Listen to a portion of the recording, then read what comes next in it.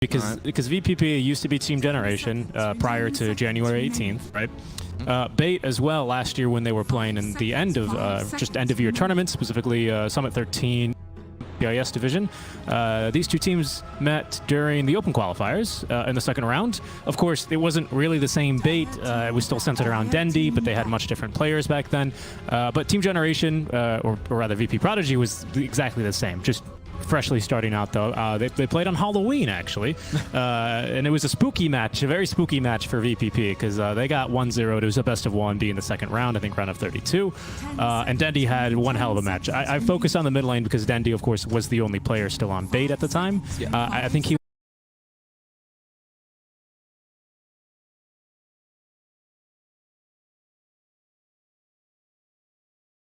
In fact, I took a bit of a deeper dive at his stats today. Of course, his stats are skewed for much of the opposite reasons when we talk about some of these newer teams. You know, sometimes you talk about newer teams and you're like, oh man, like Notice, for example, he's got like a 70% win rate on Troll Warlord. Most of those games are in amateur or semi-pro tournaments and not quite the professional, quote, premium sort of tier that maybe you'd be wanting to pull stats from, right? Yep. It's almost like you have the opposite issue because a lot of his stats come from like TI1, TI2, you know, like those sort of days when honestly everyone was just way worse at the game. For example, Dendi's most played hero is actually Puck in the mid lane. I think his average CS on Puck is like 213 over like a couple hundred matches, I think 1 to 200. Right? But if you look at the past like 10 games on his Puck alone, his average CS is like 400, right? So it's like stats don't tell the full picture, of course, but being that it was recent, Dendi, he knows his way around Laurel, the mid laner. In true lower division fashion, though, we're probably going to make the main broadcast start a little bit late, so I am predicting a best of 3, but I think it will be a 2-1 for Bait. Okay, all right, let's see if you're right. We have the draft underway. VP Prodigy already starting with a pretty strong combo. The Darkseer Earth Spirit, they've run this before. Darkseer's been taking, just been kind of climbing up the ladder of the offlaner. Starting to become a kind of a tier 1 offlaner, particularly good with the Earth Spirit. And you pick up an Oracle right after, which is the biggest counter to Darkseer, and also a great hero with Terrorblade, so it works perfectly nice for VP Prodigy. Whereas Bait, they start with another combo as well. It's going to be Terrorblade, Keep It Light, no surprise. It's RDO. It's RDO. I mean, it's one of his favorite heroes. I mean, it's by far his favorite hero. Yeah, I think he's got the most matches played with like a 61% win rate on it. Very, very impressive stats here. With the Coddle here for themselves as well.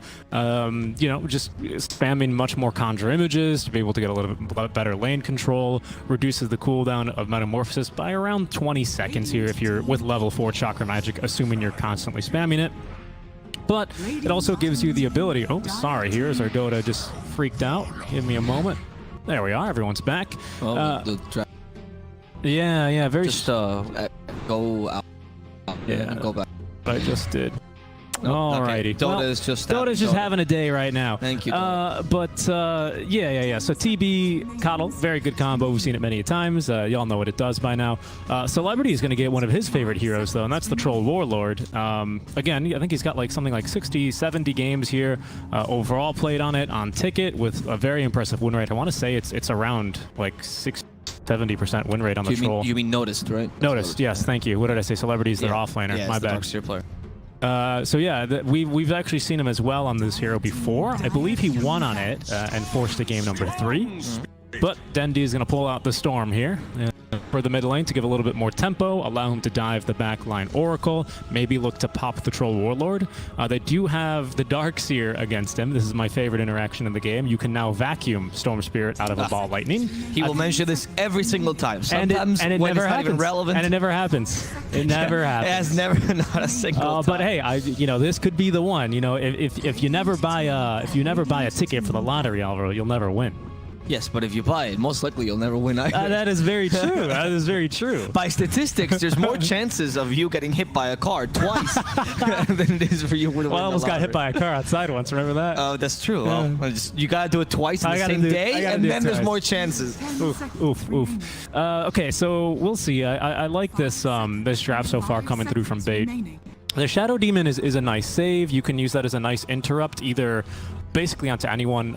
You can use it as a save. This game, it has a lot of usefulness for a bit of more of an aggressive sort of stance as well, because you're probably going to see a lot of TI6 flashbacks with Shadow Demon Luna, except this time around it's going to be Shadow Demon Terrorblade to help them siege high ground, because they do lack just a little bit of early tower damage, so that will always help out.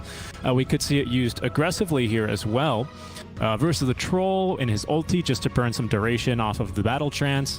If you can see a Darkseer or an Earth Spirit before the fight starts, it might be worth actually getting a disruption out to them to make sure that Dendi can dive and be pretty much unbothered, because that's really the only control they have for him this game. Oracle's Fortune's End is much too slow to ever catch up to a Storm Spirit, whereas the Vacuum and the Earth Spirit do a little bit better at controlling him. But yeah, it does leave the support duo a little bit weak, though, especially if you ever fall behind in the game.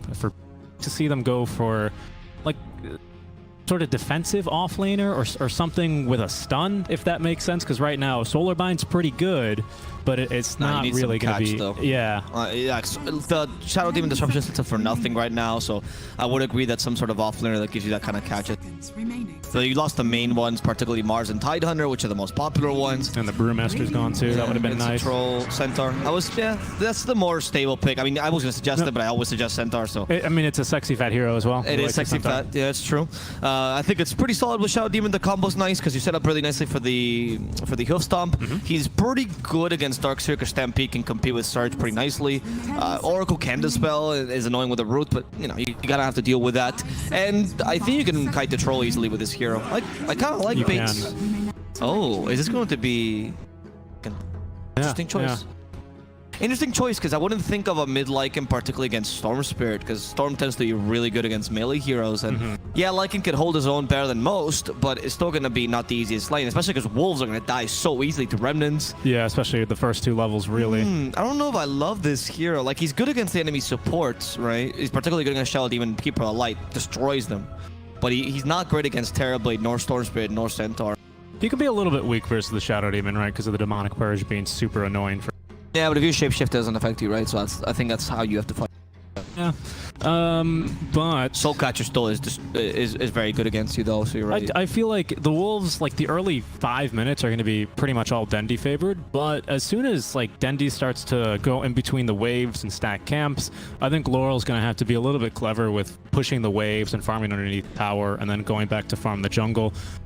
We have absolutely no early game push from Bait unless they want to bring RDO in for a metamorphosis for a tier 1 tower siege, which is very unlikely because he likes to farm early on the hero, just get his items, and that's how he wins games. So why would you want him to do anything differently?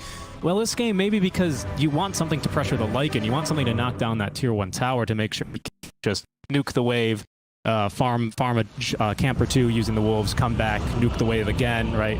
That's kind of the only plus side I can see. I generally do agree with you. I feel like Dendi can really just kind of have his way here with the Lycan for the first couple of minutes in the lane, and that's going to be the most dangerous part here, and perhaps what sets the tempo for this game. I also find that particularly, I mean, they played a relatively fast draft, right, with Troll and Lycan and Darkseer to some degree as well. You have like 3 pushers. Pretty good draft for that sense. I don't think it's bad, but you are not playing against a lineup that's bad at cutting waves or bad at delaying the game. Caudal, Shadow Demon, and Storm are all great at doing that. Centaur is a really early pick that no matter how great your lane goes or how bad your lane goes, you'll still do fine. Don't mind me, I'm just trying to sneeze over here. Ah, that's fine. So I think the Bait lineup is a bit easier to play. The Prodigy, though, this is how they win games, right? They go for a really odd strat, but has a very specific peak or some really strong strength, you know, something all concentrating into all your eggs in the one basket, and then they throw the basket at Dendi's head and they get given a concussion. And that's kind of the idea for a lot of VP's drafts, and I don't think it's bad. Yeah. And they're like, it could work if they play it really well. And they're like, Dendi, wake up. Navi, fountain hooking? No, it's 2021. We're playing ESL One DPC leagues. Yeah, it's a league now, Dendi. Yeah.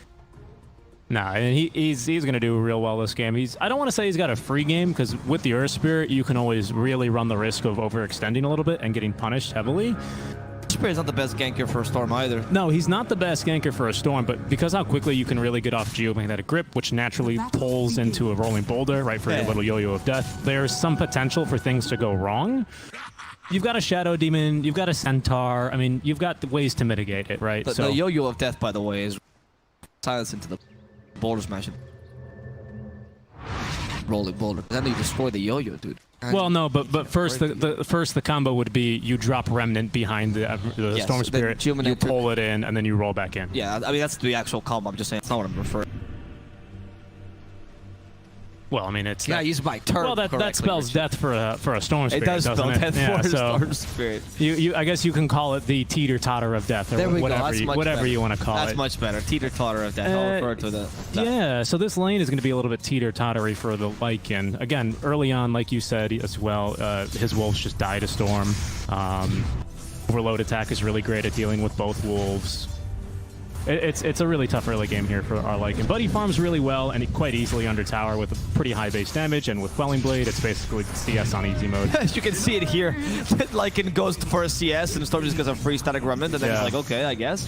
Your stats, the thing is, Storm does, of course, do well against melee here. That's a mess up.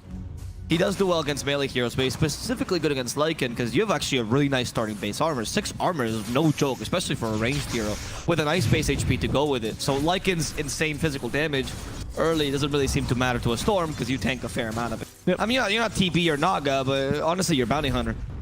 Yeah, you are Bounty Hunter, except with Ball Lightning. Speaking of TB, he's already popped his first Metamorphosis. 5-1 here, is now farming between Tier 1 and Tier 2, with Force Major attempting to try and bother him a little bit.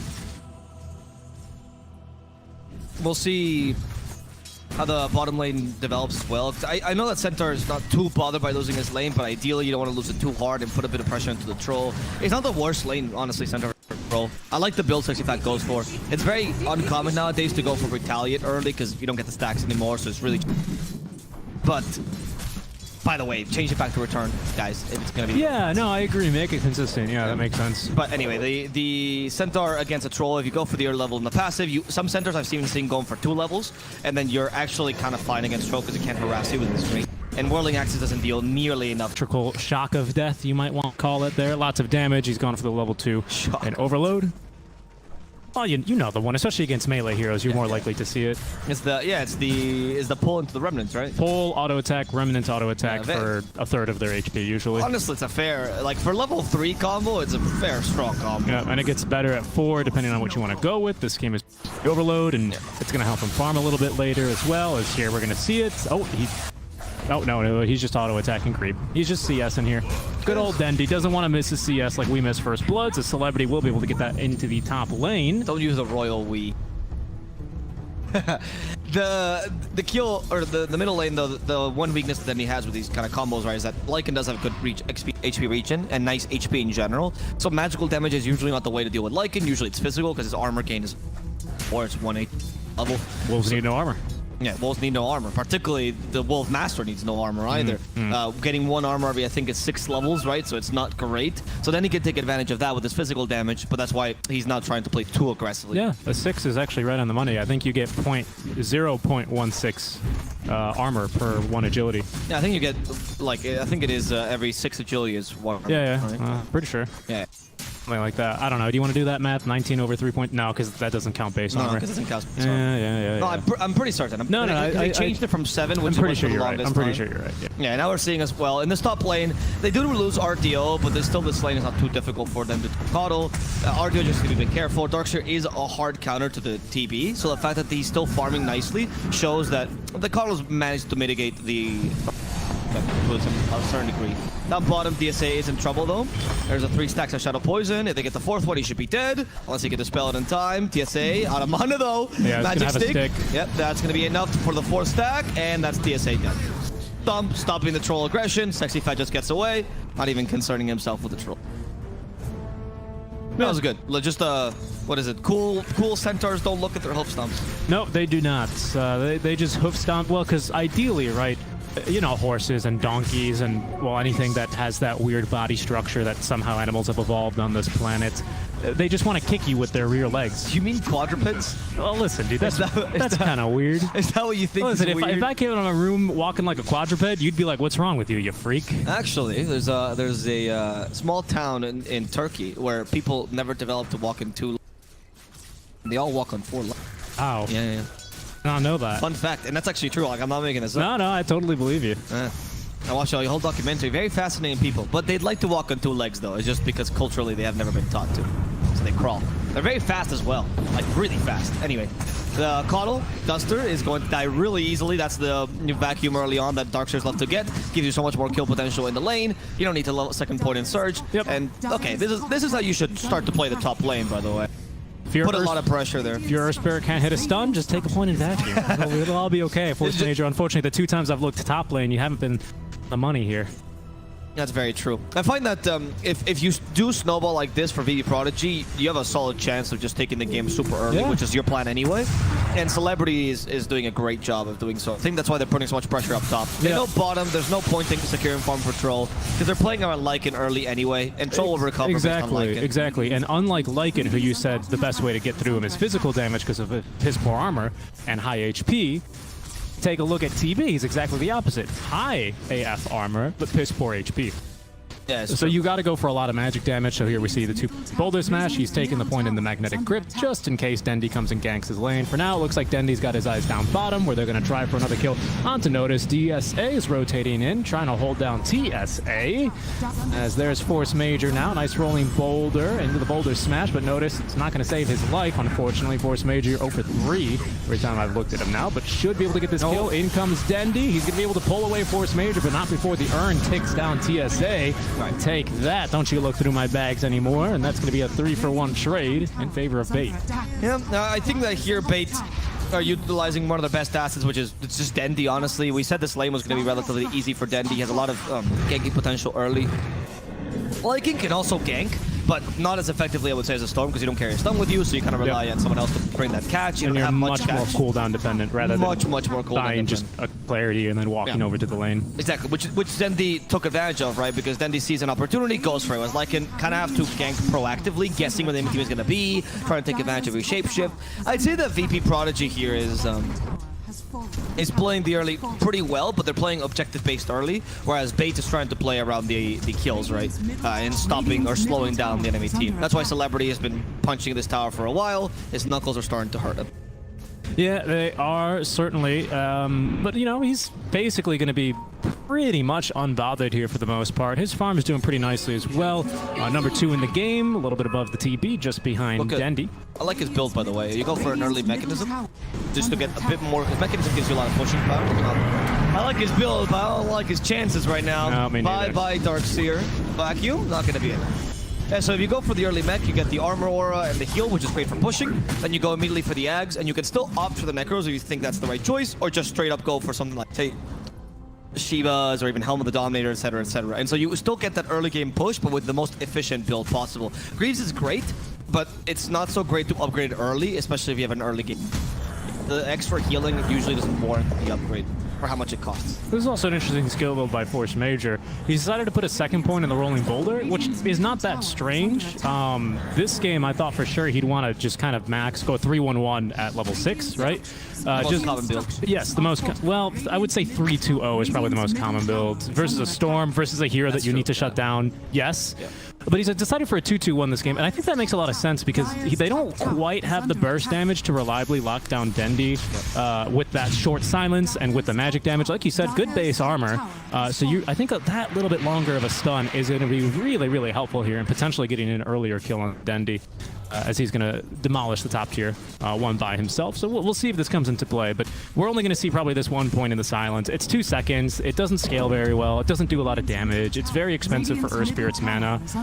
So we're just going to see the 1 point here for a while, basically for as long as he can not level it up, just because they have other sources of lockdown here, the root, and then just hoping to try and burst him down either with a troll or with just magnetize, boulder smash, the whole lot. Yep. The lack of stuns, as you mentioned, probably an issue they have to deal with.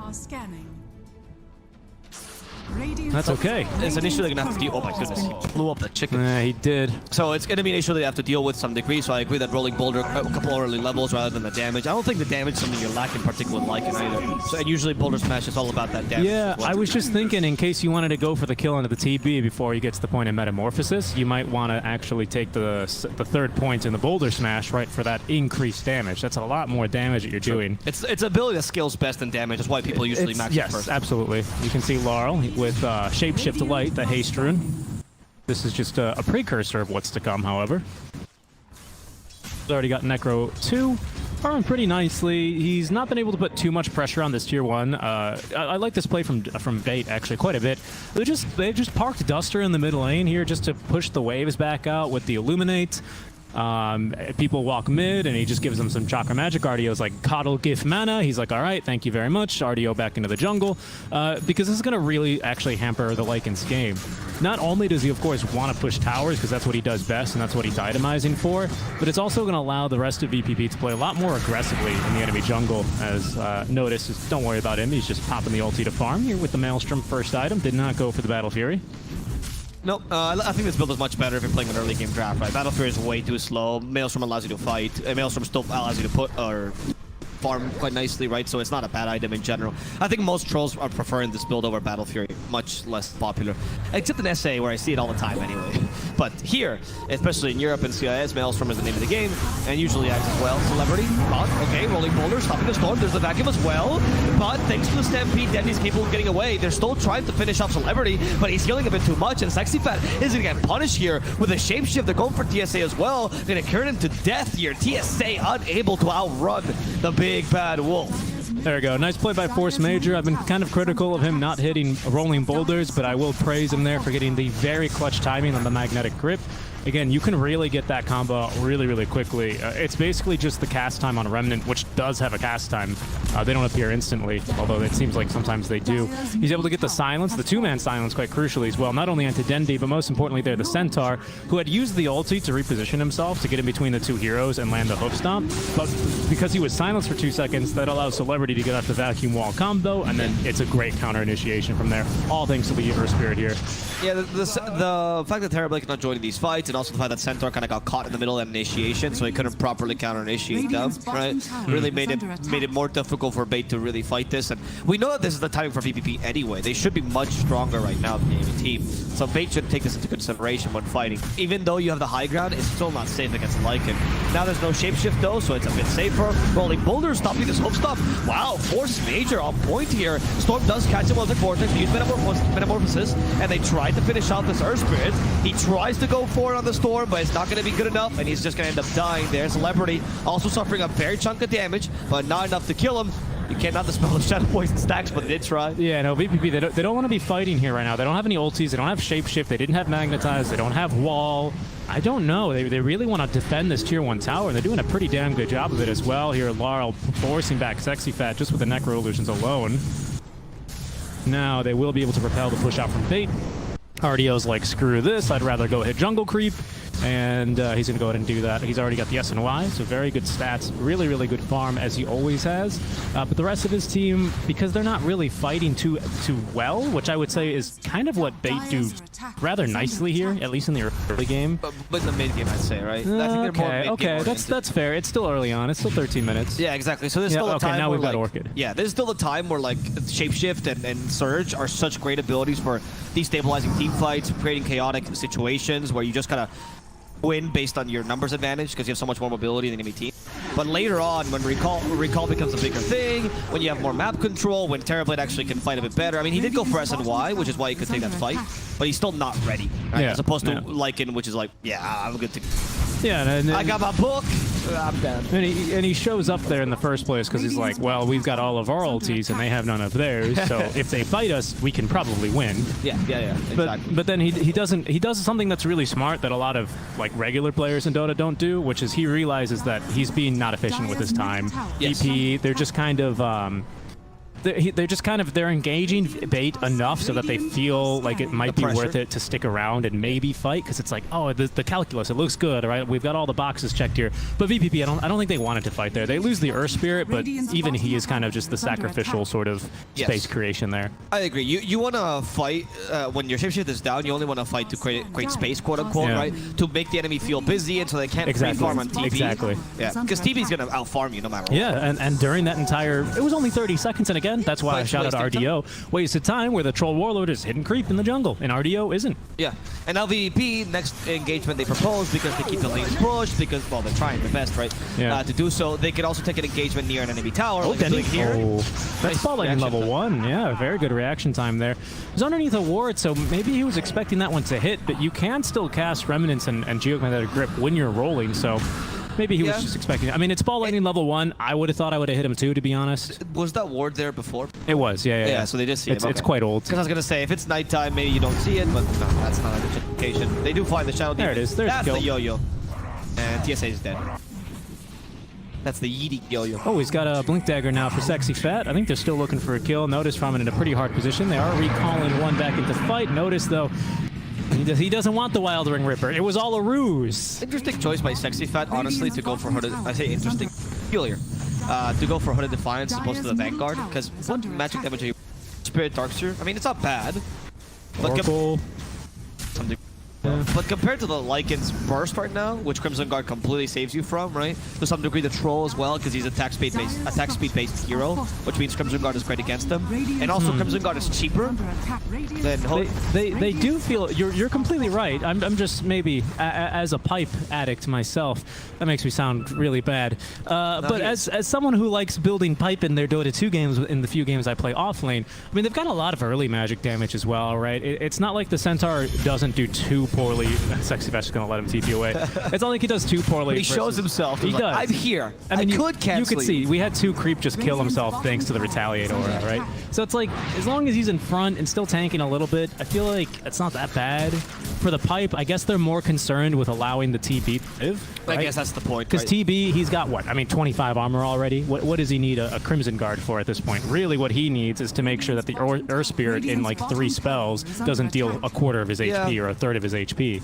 Like, I'm not a big fan of pipe on offlaners, but if there's an offlaner that can build pipe as first item, it's definitely Centaur. It is, yeah. And I hope they're not recalling Deadly. No. And they need one as well to save the TV or to give them that extra little second, maybe even half a second to maybe get a Sunder off. That's the only thing I could see this game. No, but I agree with that point. I think that's a valid enough justification to build pipe first. Right? Yeah. Especially because he went for pipe, right? If he went just for hood, I mean, like, okay, weird, but if he's going full pipe or like, say that was like Eternal Shroud, I would complain. Yeah. But with a pipe, it makes sense. And he doesn't go for the full pipe. He goes Hooded Defiance, Blink Dagger, which is the right build.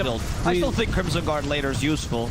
But maybe early you don't fear the troll as much. I agree, especially because right now for bait, you're not cooldown dependent right now, but when Dendi starts to fall off naturally as Storm Spirits do, not fall off, but you know, not be able to kill cores consecutively. Oh, Dendi, speaking of which, nice silence there, which prevents the rolling boulder from coming out. That should save its life.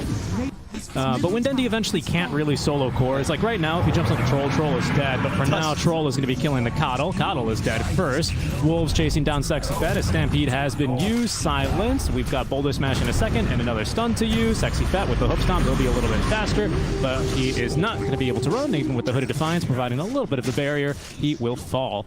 What was I going on about? Oh, right. But eventually they are going to be a little bit dependent on having Metamorphosis up. Yeah, of course. Or the Terror Wave up or whatever, right? To be able to skirmish and fight. And the reason... I would say right now they are kind of... Yeah. I would say like... Depends on the shapeshift. I would say that really... Well, I kind of agree with you because of the presence of the Oracle. Yeah. In most games, if this was like a Witch Doctor 5, right? I might go, well, maybe when we get BKBs on the... Right? Yeah. That's really when a Storm Spirit's like, all right, your time is over. It's time for me to have fun. Yeah. But this game, I could definitely see it. I feel like having the Crimson is going to be nice because right now that downtime is incredibly punishing. I mean, we've already got a Necro 3 up and Wolves from Lycan. Darkseer pushes the lanes very quickly. Troll Warlord does a ton of damage with Fervor, so he's able to do that very nicely.